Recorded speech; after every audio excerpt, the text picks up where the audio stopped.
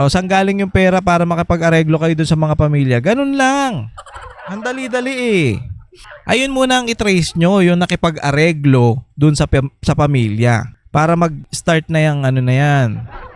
Hindi yung may ebidensya. Sabihin nyo may ebidensya kayo, hindi nyo naman sinisimulan. Ito.